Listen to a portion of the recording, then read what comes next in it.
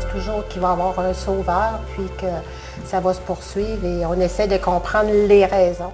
Quand la décision était prise par souci de respect des employés, de faire une annonce tôt, ça leur permettait de prévoir d'avance.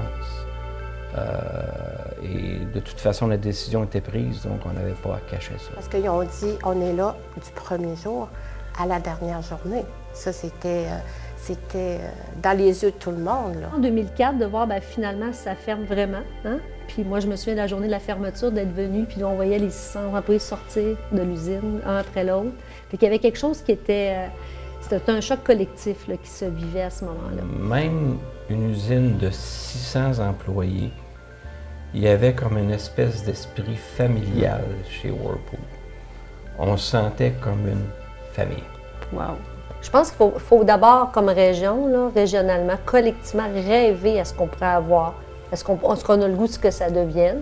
Puis je pense qu'on a l'opportunité d'impliquer les jeunes là, qui ont une vision bien différente de ce qu'on avait il y a 20 ans. C'est sûr qu'il faut avoir le leadership de le faire. Puis des fois, de trouver le ou la bonne leader, c'est pas toujours évident. Puis quand je dis le ou la, des fois c'est les, hein? C'est pas juste une personne, là. Des fois c'est collectivement, des fois c'est une organisation, peu importe, là, mais ça prend un bon leadership.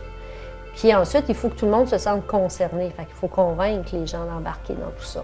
Mais moi, je pense que le point de départ, c'est pas tant est-ce qu'on travaille ou pas ensemble. Il faut d'abord, je pense, se donner le droit de rêver puis d'espérer puis d'avoir des objectifs. Soyons ambitieux. N'ayons pas peur d'être ambitieux pour notre région.